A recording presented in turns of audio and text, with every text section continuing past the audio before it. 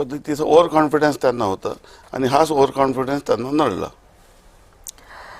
पण जर मानून आपण चालू की जर हा ओव्हर कॉन्फिडन्स त्यांनी दाखवला नसा असं तुम्ही म्हणताय, आणि अशा पद्धतीनं जेव्हा त्यांना कुणकुण लागली तर तेव्हा त्यांनी जर आमदारांना थांबवलं असतं, त्यानंतर राजकारणामध्ये कसं चित्र तुम्ही पाहता की काय झालं असतं वाटतं तुम्हाला जर थांबले असते आमदार, त्यांनी थांबवलं असं काही करून? त्यांनी थांबवण्याचा प्रयत्न केला आणि त्यांनी काही कोणाला सोडलं नाही. ते जरी म्हणत असतील की त्यांना जायचं त्यांनी जा, परंतु प्रत्यक्षामध्ये इतके दिवस आम्ही सर्व आमदार देखील वर्षाला होतो, आम्हाला हॉटेलमध्ये ठेवलेलं होतं, परंतु आमदारांच्या मानसिकता तशी होती की इथं राहायचं नाही.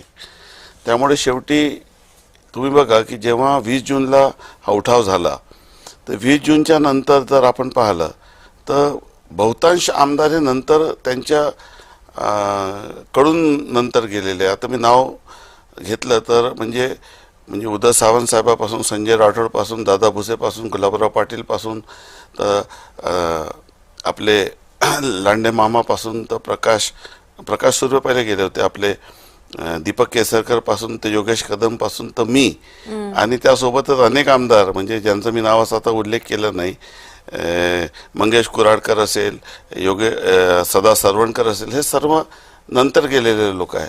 पहिले जे लोक गेले होते, जरी आम्ही तिथं नंतर गेलो परंतु जाण्याचा निर्णय आमचं पहिल्यापासूनच होतं.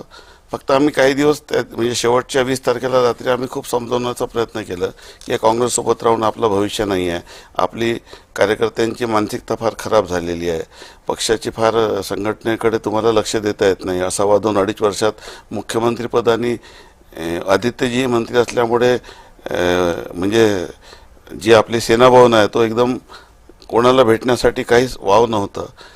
आम्ही रात्रीला खूप समजवलं. जेव्हा आम्हाला कळलं की आता ही काही समंजसच्या पलीकडची केस आहे तेव्हा नंतर आम्ही एक एक करून सर्व निघून गेलो त्या ठिकाणी. त्यामुळे हे होणं अपेक्षित होतं आणि याशिवाय दुसरा कुठलाही पर्याय नव्हता.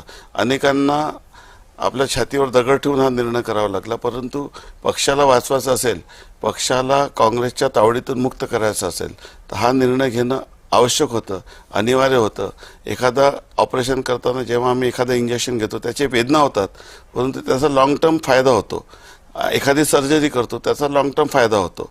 तर त्यामुळे त्या दिवशी आम्ही जो निर्णय घेतला तो आम्हाला त्याशिवाय दुसरा कुठलाही पर्याय नव्हता आणि जो निर्णय घेतला तो योग्य होता हे सांगताना आज आनंदाने अभिमान वाटत आहे.